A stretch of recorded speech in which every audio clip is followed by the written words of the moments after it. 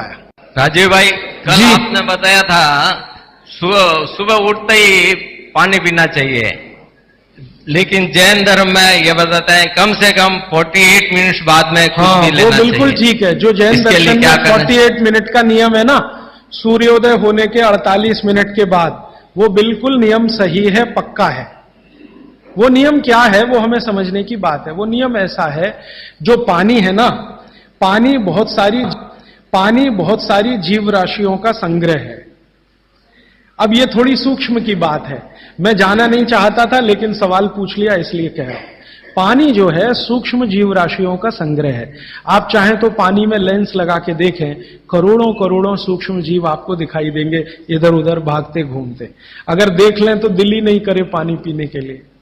ये तो सुबह सुबह क्या होता है कि आपका जो मुंह है, ये जो लार है ना, ये मैंने आपसे कहा कि सुबह के समय सबसे ज्यादा तीव्र होती है, मेडिसिनल प्रॉपर्टी ज्यादा होती है इस लार की।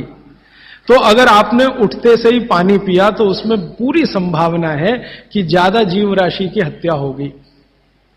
इसलिए जैन दर्शन ये कहता है अनावश्यक हिंसा से बचो। हिंसा से बच सके ये आदर्श है, लेकिन अनावश्यक हिंसा से जरूर बचो। अनावश्यक, जरूरी नहीं है तो उसको हिंसा मत करो। तो अनावश्यक हिंसा से बचने के लिए जैन शास्त्रों ने, जैन आचार्यों ने ये कह दिया जी 48 मिनट के बाद पियो। ये 48 मिनट में क्या हो जाता है, 48 मिनट में आपके मुंह की जो लार है ना, इसकी जो क्षारीयता है ये कम हो जाती है, बहुत कम हो जाती है, बहुत तेजी से कम होती है। और इसकी क्षारीयता कम हुई, एल्केलिनिटी जिसको आप कहेंगे अंग्रेजी में, तो जीव राशि के मरने की संभावना उतनी कम हो जाती है। तो फालतू हिंसा से बचने के लिए जैन दर्शन ने यह कहा कि नवकार्षी एक शब्द इस्तेमाल करते हैं ना, हाँ, तो ये उसके साथ उन्होंने जोड़ा।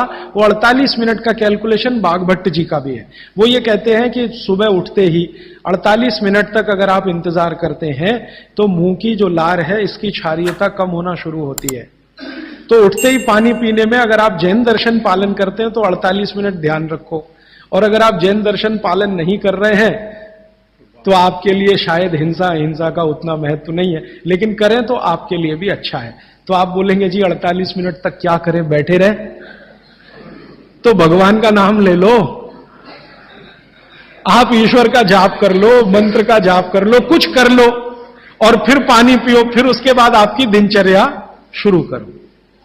ये बीच का रास्ता मैंने बताया।